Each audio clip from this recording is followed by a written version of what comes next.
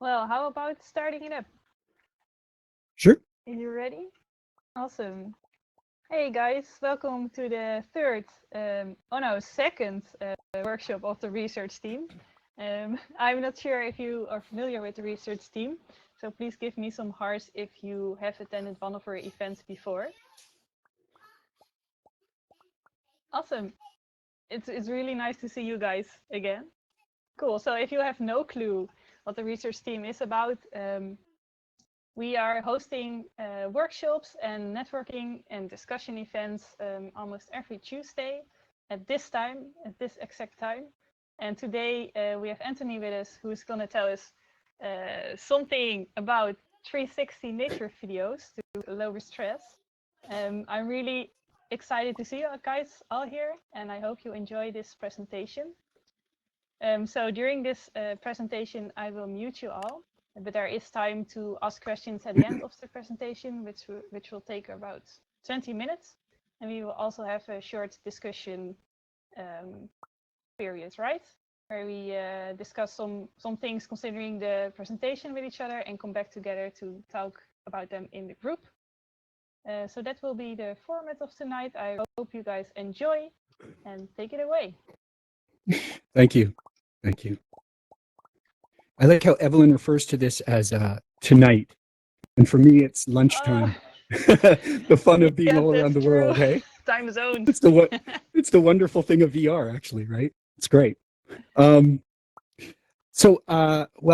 My name is Anthony Chaston. I'm a professor of psychology at Mount Royal University. The first thing I'll say, can everybody hear me well? Is that okay? Give me some emojis if you can hear me fine, if my voice is good. Excellent. Okay, so I'm going to talk today about using 360 nature videos to lower stress.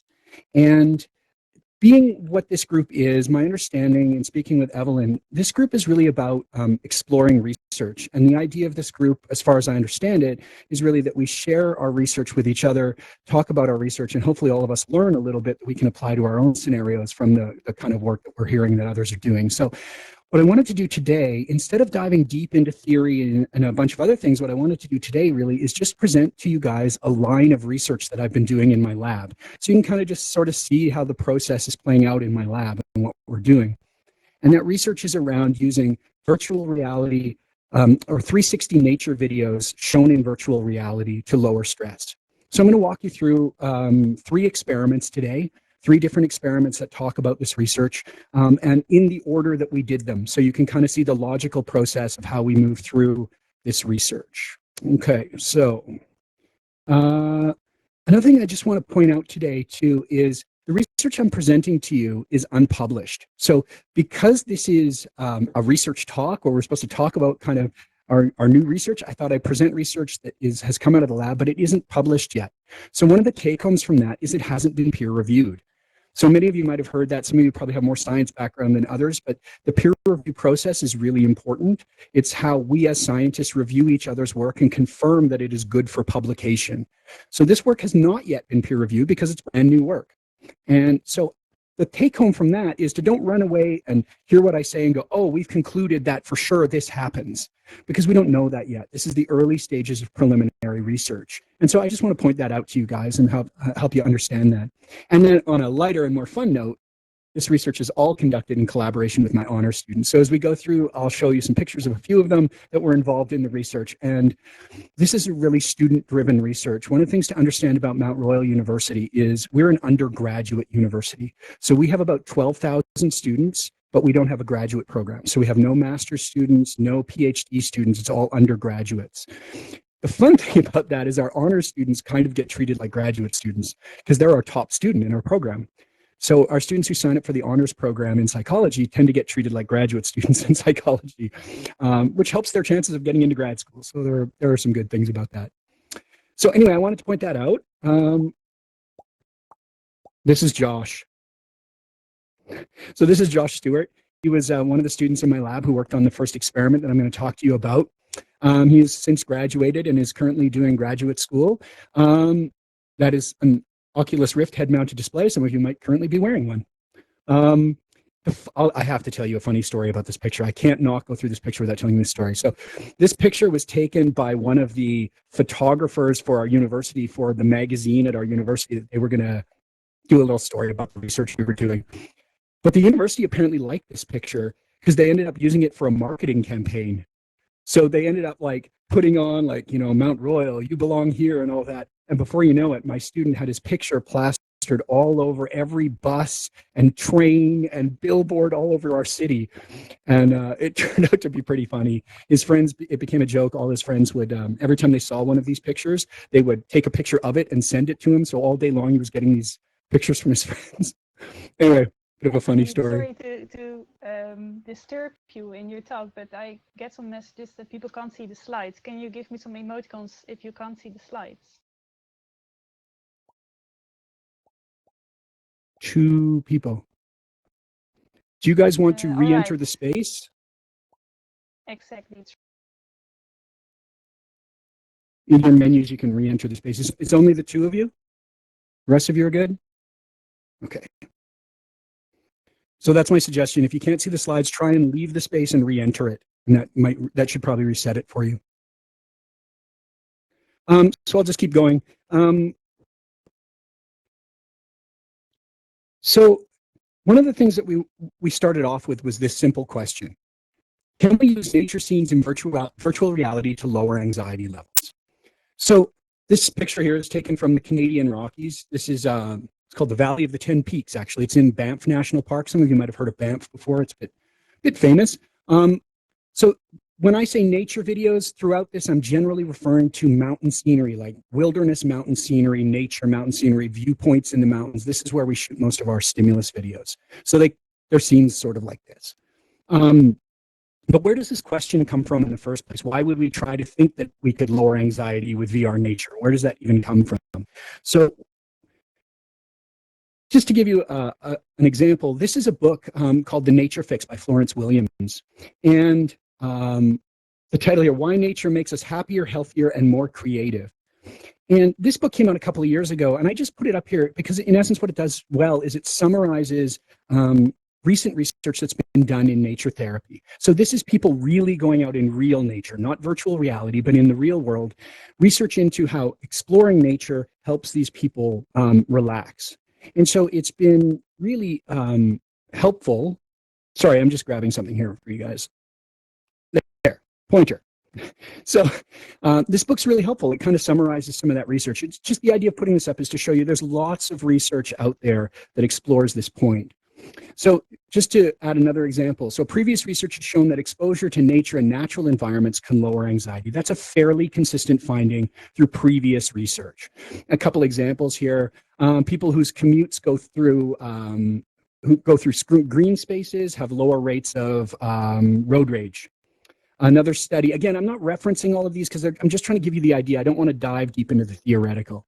There's tons of studies like these, so they're easy to find. People who spent 30 minutes or more in parks per week, on average, reported lower levels of stress and anxiety in their lives. People who had more than 10% tree coverage in the communities they lived in showed lower anxiety in their lives. Now, these are all correlational studies. There's lots of variables that could be playing a role there. But the general pattern is out there. And when we study nature and people going in it, it lowers their anxiety level. So that's the genesis. If you think about that from a VR point of view, this is actually pretty simple. The research question really comes from, hey, that works in VR or it works in the real world. I wonder if it would work in VR. It's really quite a simple genesis of the idea, right? So that's where we're starting from, is that idea. So what I want to do next is talk to you about one more variable. So theoretically, the one variable I've talked to you about is nature lower anxiety. That's something theoretical that we understand. Another thing is about this idea of presence.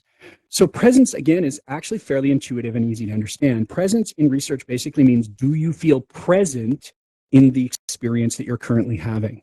So this is actually easy to explain because you guys are right here in a virtual reality environment right now. So the presence question for you is, how present do you currently feel? Do you feel like you're here in this room with me and these other people experiencing this presentation right now?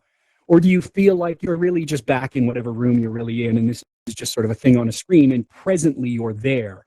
Or do you sort of feel presently you're here in this room? So that's sort of what we mean by presence. One reason we're interested in presence is that research into presence shows that any kind of media that can have a big impact on you emotionally, you tend to feel very present in it. This is kind of intuitive, right? If you go to a movie and that movie is really awesome and you're really into that movie, then what you find is that movie has a bigger chance of changing your emotion, right? If good things happen to the character, you feel good. If bad things happen, you feel bad. But if you're not engaged in the movie at all, turns out it doesn't matter too much to you. It doesn't change your mood state. So we can harness that a little bit and we can say, look, if environments have high presence, then there's a good chance that they could lower anxiety even more. That's the logic we can take from that into our research. So what we want to do at first is simply just monitor presence. The environments we're giving people, how present do they feel in them? So that's a starting point. So really only the two theoretical concepts in this talk right now. One, that nature makes you relaxed, and two, things that stimuli that have more presence have a greater chance of lowering your stress level. So that's the theoretical sort of for these studies. Oh, my little thing just moved. I got to adjust it. There we go. I also just wanted to briefly touch on this. So the cameras that I generally use to shoot most of the video are these ones. And I want to point this out. They're not 3D cameras. And I know that sounds weird for VR. Why would I be using VR but not 3D? Perfectly set up for 3D. And the reason why is because 3D cameras at this point, consumer level 3D cameras are too expensive and too delicate. I'm taking these cameras out on hiking trips and, out into the wilderness and on backpacking trips. I can't take a super delicate 3D camera. And the consumer level ones, to be honest with you, aren't great yet. You really need to spend at least 5,000-ish up to 10,000 for a good 3D camera at this point, because you need a lot of lenses and you need a lot of math to basically do 3D cameras. If anybody wants to talk about that later, we can. But suffice it to say, I use these cameras. And one of the nice things about them is if you'll notice this camera, this is the older version, the GoPro Fusion that I used a lot. And this is the GoPro Max, their new version. And one thing that's cool about the Max and the Fusion is if you'll notice there's one lens here, and on the other side, there's another lens here. So the way these work is actually really simple. If I put the camera right here, one takes this whole side of the picture, 180 degrees, takes that. The other lens takes this picture, this whole video that's going on over here. And then afterwards, the software merges them together till you have what's called spherical video. So a video of everything that was happening in all directions at the same time. When you watch these back in VR, in essence, your head takes the position of wherever the camera was. So it's like you're now where the camera was and you can look around at whatever you want to see. So that's in essence what we were sort of creating for our participants. And we use these cameras because they can produce that. Yes, they're not 3D, but most 3D stuff works best when it's up close. 3D is most useful when it's within 2 meters of your body. Most of the stuff we're showing people is distant scenery, and the 3D image and the 2D image actually aren't much different. And so we can get away with it. And these cameras are super durable, right? They're waterproof, and I can chuck them down a mountain. I try not to do that, though it has happened. I cooked a VR headset last summer by taking it out of my car and putting it on the roof when I was camping. Managed to put it facing straight into the sun, so the sun came through the lens and burned a hole into the screen on the inside. Don't do that, by the way. Advice for your VR headsets. Be careful when you take them outside. Okay, so moving on. Now I want to talk methodology really briefly with you guys. So every experiment I'm going to show you today has this same pattern. We pre-test anxiety, so we find out what someone's anxiety level is. Then we expose them to some VR, nature scene or something, and then we test their anxiety level again to see if it's changed. So that's this section right here. And then at the end, we test their presence just to see how that was, their presence for this virtual environment. So give me some emojis if everybody understands that. We're going to test anxiety. We're going to expose them to VR. We're going to see if that changes their anxiety. And then we're going to test presence. Just give me some emojis if that logic makes sense, because that's going to be all the way through today. Great. Awesome. Okay. So given that, we have, I'm going to walk you through those 4 steps now in detail. So the first one was we're going to measure anxiety. So how do we do that? Well, we're going to use something called the State Trait Anxiety Inventory. So this is just a questionnaire. It's 20 questions. Someone comes in. These are the first 4. So I feel calm, and you just fill in the dot, right? It's pretty simple. I feel secure, I feel tense, and you just fill these in. There's only 20 of them, and it measures their state anxiety level. So how they feel right now, what's their current state? So we measure their anxiety level using this. Why am I using this? Well, it's reliable. It's been around a long time. Lots of people use it. I'm not sure if it's the greatest test. We're thinking about adding to it, but we did it for consistency and reliability.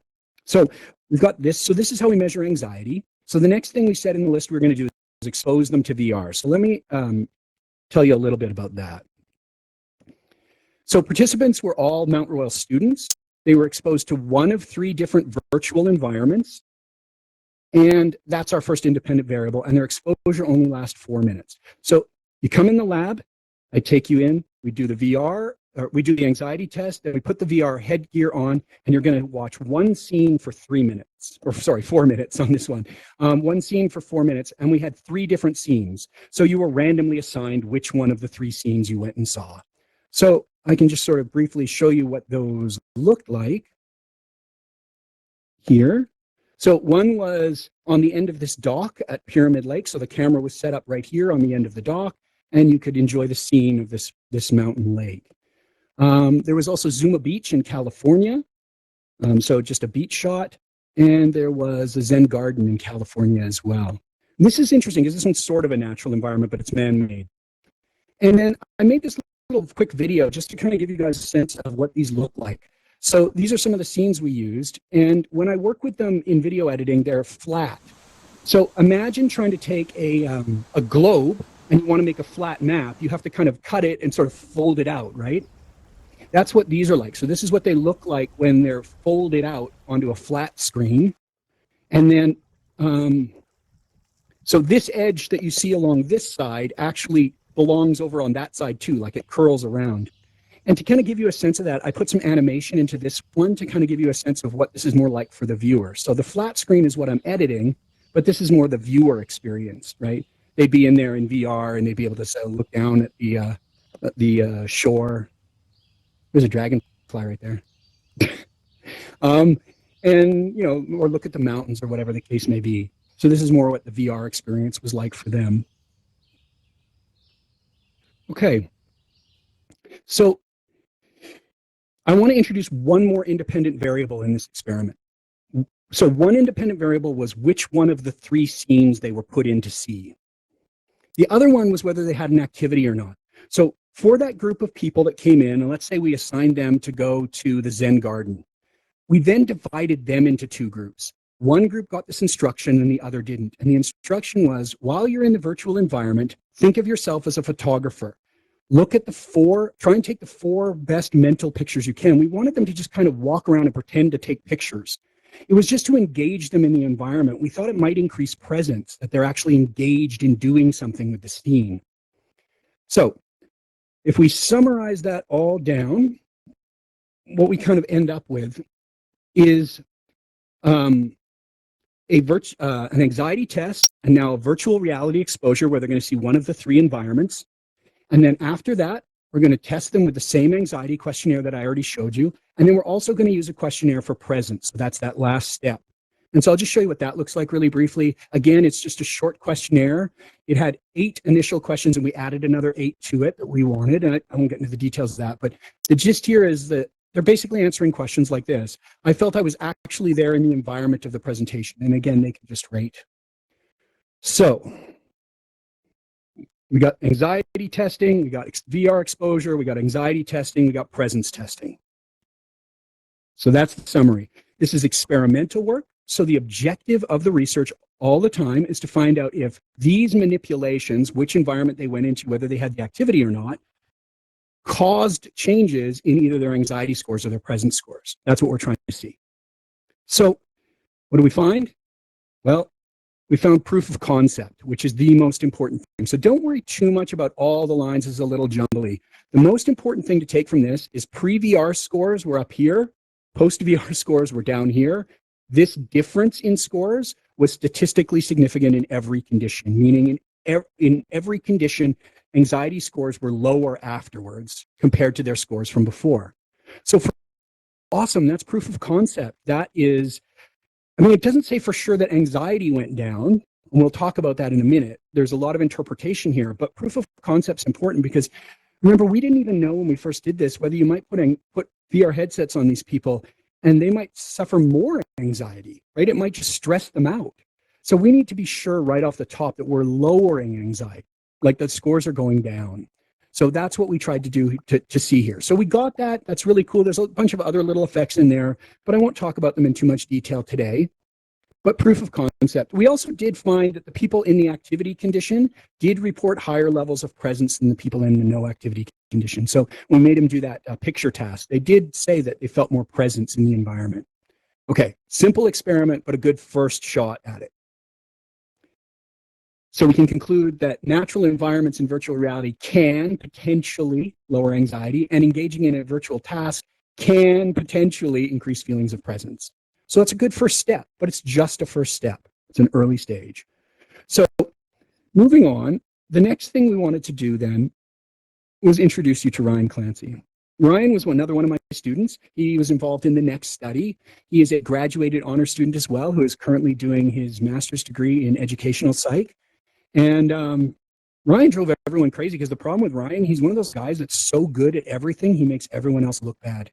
He was like honors psychology student. He was the captain of the men's soccer team at the university. He was valedictorian. He's like everything.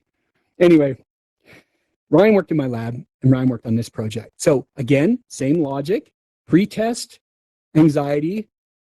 We're going to give you some kind of virtual reality exposure. We're going to post-test the anxiety level. And we're going to test presence. So this logic holds true again. The main goal here, guys, for experiment number 2 is just to see if we can even replicate the finding we got in the first one. The most important thing to find in experiment 2 is that anxiety scores afterwards were lower again, right? That's the first thing we're trying to accomplish here. It's proof of concept in the early stages of research. So this experiment won't take very long to explain to you because it's pretty similar to the first one. In this case, we used 360 videos. They were 8 minutes long. So this video, instead of 4 minutes, we've doubled the length of time. It's 8 minutes. Instead of watching one video scene for 4 minutes, they're going to watch 8 different ones for 1 minute each. So they watch one, it's there, they look around, then it kind of dips to black and new scene comes up and they can look around on that. And so that lasted for 8 minutes, 8 different scenes.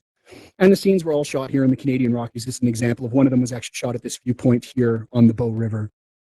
So almost most of the shots were shot in Banff National Park, so more mountain scenery. The thing to take note here is, what are the manipulations? What are we changing in this one? Well, in this one, it's not the videos. Everybody sees the exact same video. They all see the same video, 8 minutes. It's this 8-minute VR vid. So what did we change then? What are the manipulations? Well, they're all around the sound, what they heard.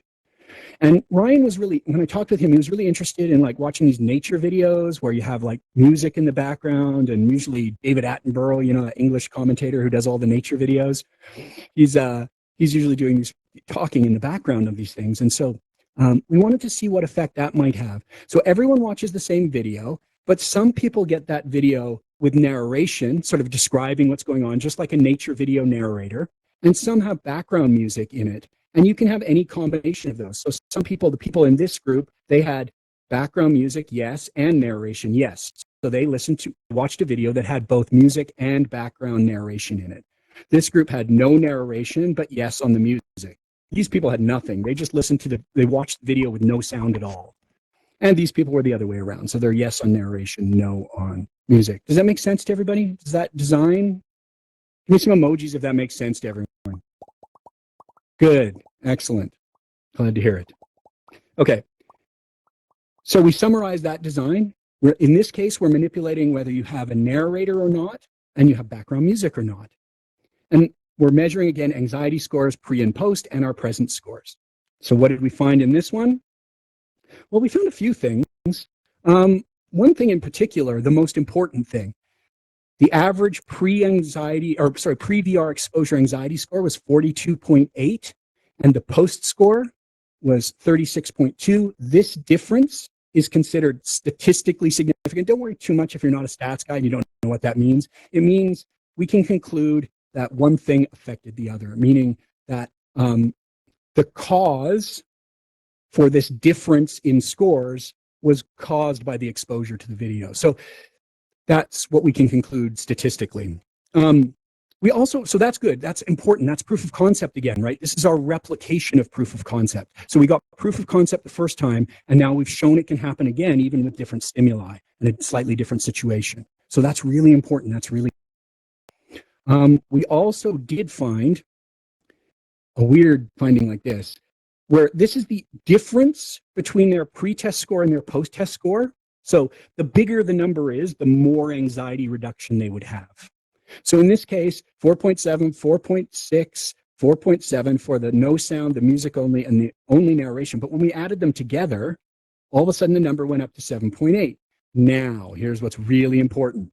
It is not statistically significant. So when I do the math on this, the math comes back and says, yeah, those groups are all kind of the same. Oh, that looks like they're not the same, but the math says it is. So that's what I have to conclude. But there are other things you can do. Just because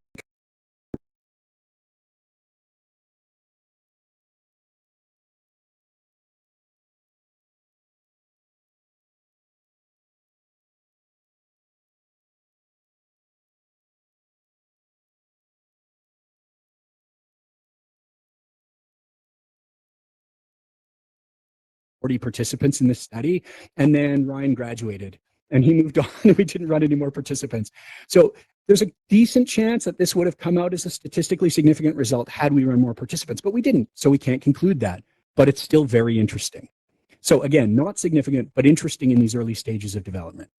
Okay, so that's where we're at after 2 studies. We've got replication. We need to take it to the next level. That's basically where we're at. So what we're going to do next here is talk about some problems. So the research that I've presented to you, these 2 studies with the same methodology, I mean, we changed the stimuli a little bit, but if you think the structure of the experiment was basically the same in both experiments, it's a really flawed experimental design. Any of you experimentists? I just made up a word. Experimentists. I can do that. I'm a scientist. Any of you people with a bit of background in experimentation might have noticed there are some flaws in these designs, and there's a bunch of big ones actually, and that's okay because in the early stages, again, it was just about proof of concept. It doesn't matter. But now if we want to take it further, we have to solve some of those problems. So let's point out a few of them. First one, the participants are not a clinical sample. So these were just university undergraduate students. Many of you know, if you've ever taken introductory psychology at a university, you all have to sign up for research participation. Anybody out there ever do that? Give me an emoji if you had to sign up for research participation at some point. A couple of people, yeah, a few people have done it. So that's what these were. So these weren't people who were particularly struggling with anxiety. One could argue all students have some level of anxiety, so do all of us, we're humans. And so we were just working with those. So we would like to move towards a more clinical population, but at the same time, I don't think we're anywhere near ready right now in this stage of the research to jump into testing people who are suffering with serious diagnosed anxiety disorder. I don't think we have enough confidence in our ability at this stage to work with people like that yet. So we need to find some kind of a balance. We'll get back to that. Problem 2, the participants might be just telling us what we want to hear.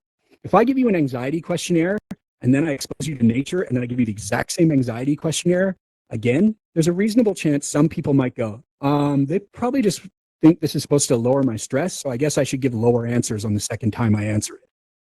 Like, how do we know that's not happening? Maybe our whole effect is just people going, that they're basically just giving us what we want, right? What we think we want to hear. And that does happen. It's called a demand awareness effect is a term for that in psychology. So we need to be able to find a way to rule that out. And then the last thing is we have no control group. We have these people exposed to VR, but maybe if we just brought them in the room and had them just sit in the chair and never even put on the VR headset, their anxiety level would have gone down the same amount. We don't know. So we need some kind of comparison. So you can see these are important things and they need to be done if we're going to move this research to the next level. So let me show you really briefly how we solve those 3 problems. Lauren worked on this project. She is another student who has graduated with her honors project and gone through. So she worked on some of this. Problem number 1, not a clinical sample. We paired up with the Mount Royal Wellness Center. And so what we did is for this study, the participants were people who self-reported stress or anxiety. So people who simply came to the wellness center for help with stress or anxiety. That could be students, faculty, anyone. But we paired up. So it gives us something close to a clinical sample, but not a diagnosed clinical anxiety sample. So it helps us in that way. Okay, how about problem number 2? How are we going to solve that one? Well, they might just be telling us what we want to hear. We're going to use a lie detector, sort of. So what we're going to use in this study is we're going to do some physiological measures. So we attach a thing to their hand that basically works the way an old school lie detector does. It runs an electric current through you, and without getting into too much detail, we can tell your anxiety level. Lie detectors worked because what they were supposed to detect was your anxiety level. The trick with them was that some people could learn how to lie without raising their anxiety level, and that's why they're not very admissible in court. But they still do measure anxiety quite well. And so they're used all the time, and they're not necessarily lie detectors. They're quite modified. The things we use now aren't as, in this, many of you might have seen this movie from back in the day. They're not these big old devices like this. They're just a little piece you wear in your hand that communicates Bluetooth to a computer. They're nice, small, simple, unintrusive devices nowadays. So that's called galvanic skin response. And we'll be measuring that, and also heart rate. And the idea here is that if someone's just telling you that their anxiety went down on the questionnaire, but their anxiety didn't really go down, we should be able to see that. Their questionnaire scores will go down, but physiologically their anxiety will stay at the same level, right? If their anxiety really is going down, we should see it going down on the questionnaires, and we should also see it going down in the physiological measures. So this is a way to sort of check if they're, quote unquote, lying to us. Not intentionally, not being mean. I don't mean it that way, but just to get cleaner and better data. Okay, the last point I want to show you is solving this problem. We have no control group. So the last thing I want to talk about is this idea of what represents a useful control group. Because having people sit in a room doing nothing isn't really useful it's a control group, but I don't know if it's helpful. So from a scientific point of view, what we did is we adopted an approach that's used more in medicine. So in medicine, if you develop a new drug, it's not really that interesting if your drug works or not. What's a more interesting question is, does your drug work better than the current method we use to treat that condition? So if you make a drug and it kind of works, but it only works half as good as the drug we already have, then it's not really very useful, is it? So the idea here is we need some kind of standard of care to compare against. And so what we decided to use was guided imagery. So guided imagery is a technique. Again, I'm not an expert, so I don't want to go into discussing guided imagery a lot. I work with the people at the Wellness Center and other people who are experts in guided imagery. And so what they're going to do, what they did is they developed a guided imagery for going for a walk. So this is basically it was a pre-recorded podcast. Guided imagery is usually done one-on-one, but one of the faculty members I work with does pre-recordings. And so this was basically going for a walk. So he talks you through going for a walk. So imagine walking down the trail, feel the sunlight on you, the smell of the trees, and so on and so forth. And so he created a guided imagery that you could just listen to as a podcast that has worked in the past to relax people. He'd been using the same one for a while. And guided imagery is used around the world to lower anxiety and stress levels. So it seemed like a good comparison group. So what do we do with this study then? Let me just really briefly show you the summary of the design. We're still using this logic, so that hasn't changed, but our participant group is now people who have self-reported that they're struggling with anxiety. For our manipulations, we've got VR scene only, so you just watch a virtual reality nature scene, just with the ambient audio sound, so the birds and that, no narration, no music, just ambient audio. The other condition, guided imagery. So they just listened to the podcast the person made. Now, we made sure we did both of these in the exact same room, in the exact same chair. All of those things are controlled. So you sit in this chair, you come in the room, you sit in the chair, you either watch a nature video or you listen to the guided imagery. That allows us to compare because everything else is basically the same. They're in the same place, in the same room, and we can do this with large groups of participants. We also, because VR is visual and guided imagery is, in this case, auditory, we can put the two together. So we were able to have a third condition where people watched the VR and listened to the guided imagery at the same time. And so we wanted to see if maybe there was a cool effect when you combine the two together, they worked even better. Or maybe they cancel each other out and it doesn't work at all. You don't know until you test it. So that's what we wanted to do.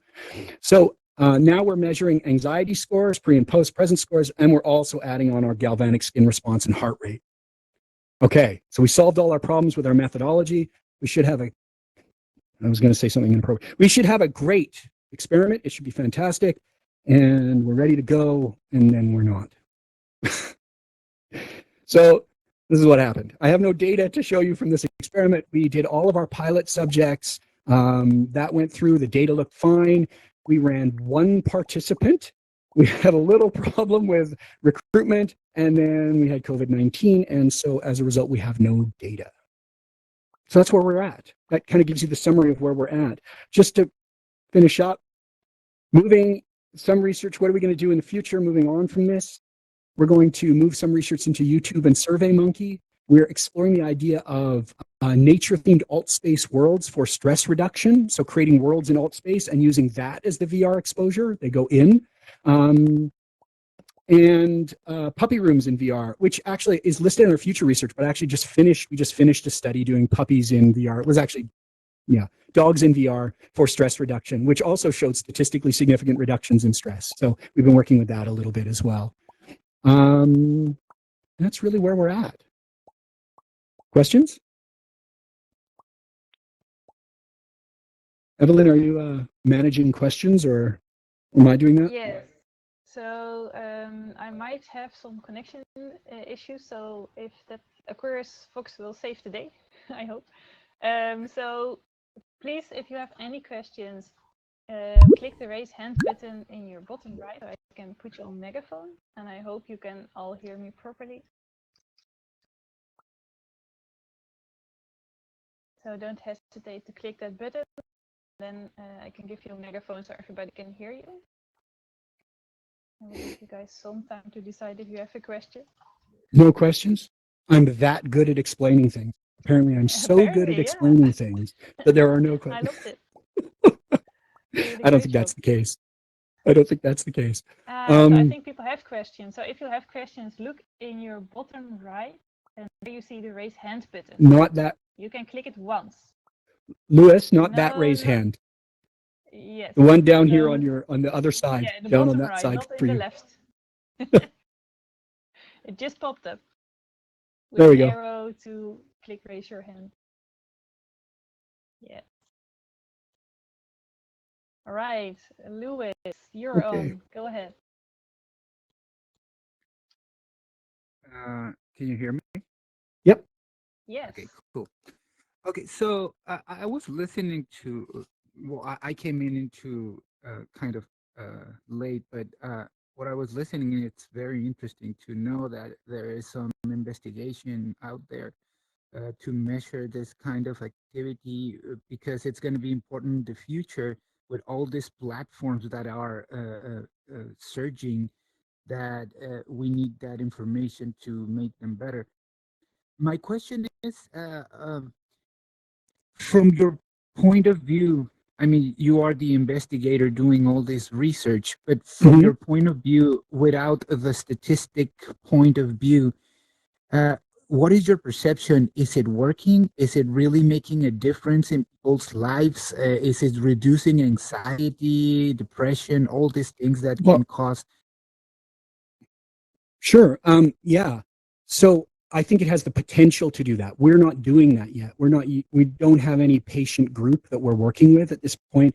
We're getting close to that, but we're in these early stages of experimental work. So the goal here with this research, and thanks, Lewis, that's a really good question. And it points out one of the main goals of this type of research, which is to do some solid science. We're seeing that collectively what's called exposure therapy. So what we did here is called exposure therapy. It's where you expose people to some kind of stimuli, right?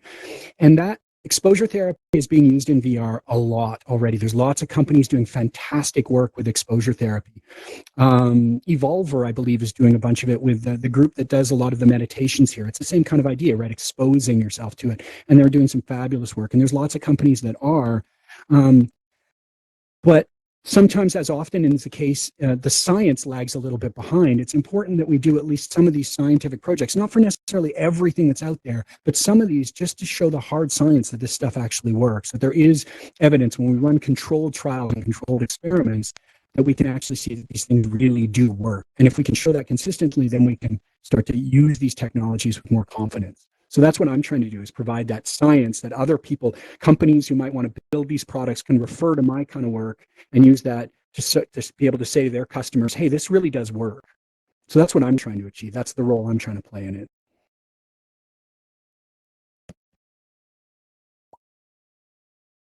Anybody? I hope that answers your question. We have another question. We can do one question, I guess, and then we can go into brief discussion groups, right? And after the event, maybe Sure. Anthony will stick around for a bit, and you can ask some questions. Absolutely. So the next question is from non-bot. You are on megaphone if you unmute yourself. Hey. Yes. Hello. Can you hear me? Yes. Who are you? Okay. Wave your arms. I can see who's asking me the question. Oh, here. Hey, there we are. Thank you. Hi. Hi. I was curious on if there's any research, I'm sure there is, I just don't know if you could point out towards similar studies, but not VR and actual nature. If nature reduces stress and actual studies on that. Sure. It's actually super easy if you even go into anything like Google Scholar. I mean, I can talk to you about it afterwards for sure. But if you go into anything, any kind of reference for Google Scholar or academic stuff, and you just do a search for nature and stress reduction, you'll find so many articles. There's tons of stuff that's been done already in the real world, not in VR. VR is all new, but in the real world, this is not a new idea. I mean, I think people have understood that nature lowers anxiety for hundreds or thousands of years, right? This is not a new thing. And so there's been research done over the years, and there's a lot of great current research being done. And even that book that I made reference to, The Nature Fix, is a great summary of some of that research that's being done right now. Because that book only came out 2 years ago, and so it's some really current stuff. Awesome. Thank you. No worries. All right. Thanks for the question. Can you please mute yourself again? Thanks. Right. So Anthony had a great idea for the discussion group. So can you please inform everybody what your idea was about them? Yeah. So the idea here is simply, sorry, my little thing for advancing the slides, I don't have it right now. The idea here was simply for everybody to break out for a couple minutes, form little groups of maybe 4 or so you can have a little conversation. We'll go outside of this room. If you go out the door just over there, there's an outdoor space, and you can kind of form small groups and have a little discussion. And is there any, I guess the topic that I wanted to propose is there anything you learned from this presentation that you can use in your situation that applies to whatever it is you're doing, whether that's research, academic research, not doing research, doing other things? So is there anything that you can apply to your situation? So that's what we're going to do next, is just go in that group, and then we'll reconvene back in here at the end. So we'll go have that conversation for 10 minutes or so. Yes, that's perfect. So you guys can all unmute yourself and break up in groups outside. Anthony will join you, and after 10 minutes, I will put my megaphone back on, and everybody will know when to return to this room. So have fun. Please enjoy yourself. Go outside, find a nice spot in nature, and talk to each other.